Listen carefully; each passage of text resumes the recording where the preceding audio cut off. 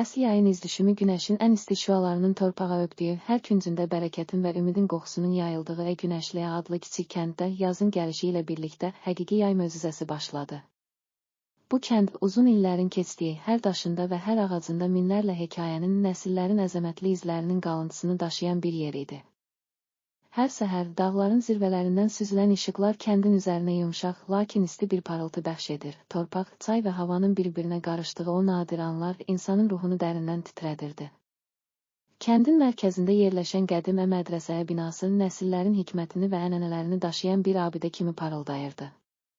Burada yaşayan Əli bəy həyatın hər bir mərhələsini, həm acı, həm şirin anlarını dərinləşdirən bir müəllim kimi kəndin hər kəsinə yol göstərirdi. O, gəncliyindən bəri torpaqla, təbiətlə və insan ürəklərində yaşayan sirlər ilə bağlı böyük məlumat sahibi idi. Əli bəyin yanında isə sadəcə həyatın zərifliyini deyil, eyni zamanda onun sərt reallıqlarını da bilən Hüseyn vardı. Hüseyn sakit, düşüncəli və həmişə insana səmimi dəstək verən bir dost kimi gənclərin qəlbində əbədi yer tapmışdı. Bu isti yay günlərində kəndin dar küçələrində gəzən gənc Arif, həyatın mənasını tapmaq üçün hər anı dəyərləndirən insanlardan biri idi. Arif həm sadə, həm də dərin düşüncələrə dalan, həyatın hər damlasında ömrün sirrini axtaran bir ürək idi. O, səhər tezdən oyanıb, evinin qabağındakı kiçik bağına baxar, orada açan hər bir güllənin, hər bir yarpağın öz hekayəsini sanki pıçıldadığına inanar, keçmişin və gələcəyin izlərini birləşdirən o incə melodiyanı eşidərdi. Arifin gözlərində həm keçmişin acı xatirələri, həm də gələcəyin ümid dolu arzuları parıldayırdı.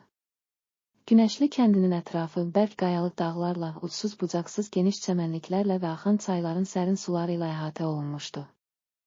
Yayın ən isti günlərində torpaq qoxusu, yaşıllığın təravəti və çayın şırıltısı insanın ruhuna sanki yeni ümidlər aşılayırdı. Kəndin qadınları hər gün erkən oyanaraq hazırladıkları ləzzətli yeməklərin, təzə meyvə və tərəvəzlərin qoxusunu bütün evə yayır, hər kəsin ürəyində dərin məmnuniyyət yaradırdı. Bu anlarda sanki həyatın bütün çətinlikləri və kədəri unudulur, yerinə yalnız səmimi sevinc və birlik hökm sürürdü.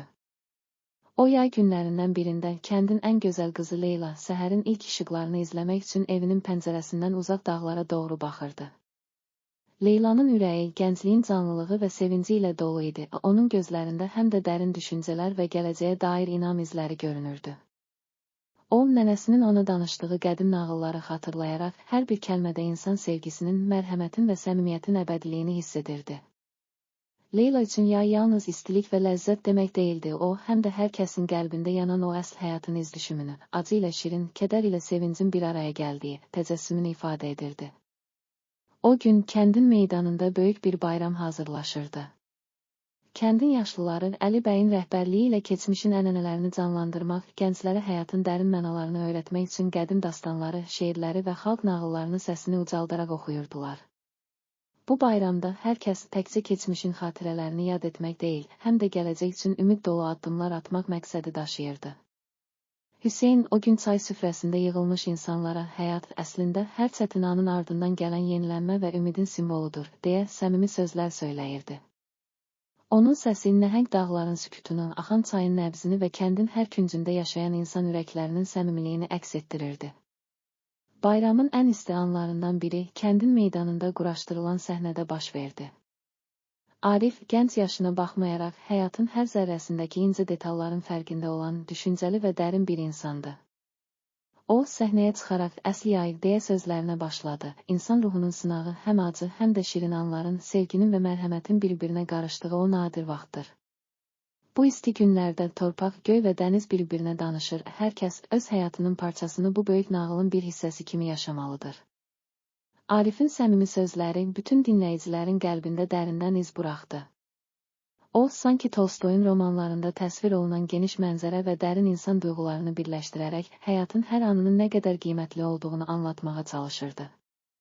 Bayram gününün sonuna yaxın, kəndin ətrafında yerləşən geniş çəmənlikdə insanlar birlikdə mahnılar oxuyur, rəqslər edirdilər.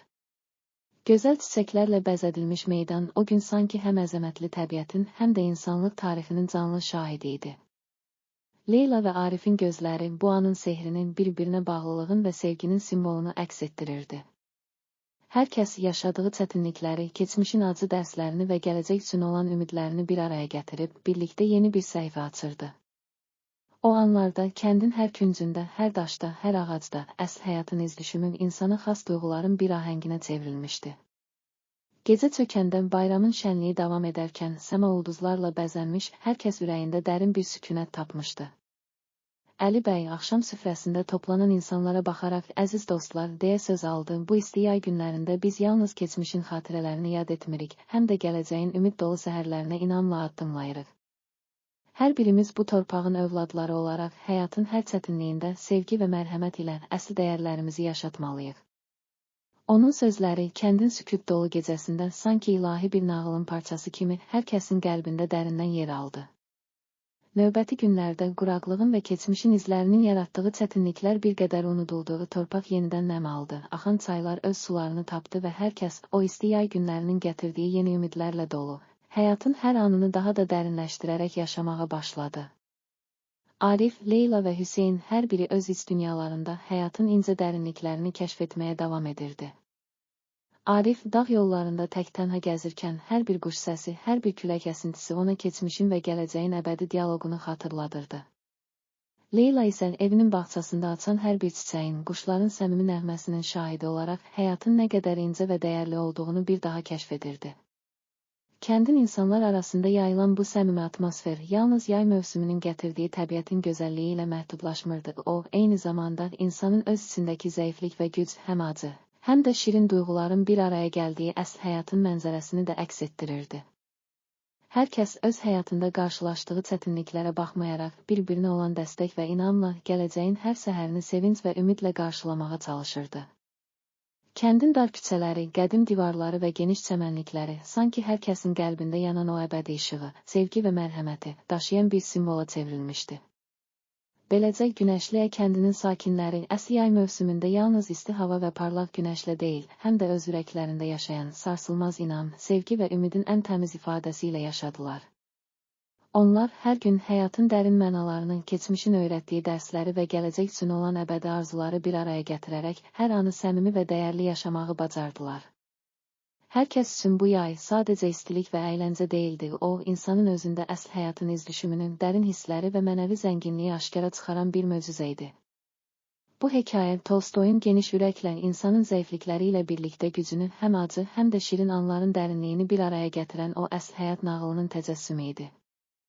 Hər kəs Günəşliyə kəndinin isti yay günlərində yalnız gözəlliyi deyil, həm də insanlıq tarixinin sarsılmaz dəyərlərini, sevginin və mərhəmətin gücünü kəşf edərək öz həyatlarının hər səhifəsinə yeni ümid damlaları əlavə edirdi. Beləliklə, əsl yay mövsümü bu kənddə yalnız təbiətin möcüzəsi kimi deyil, həm də insanın öz içindəki əbədi işığın, sevgin, mərhəmət və ümidin simvoluna çevrilmiş, nəsillərin yaddaşında və ürəklərində yaşamağa davam edən bir dastan oldu.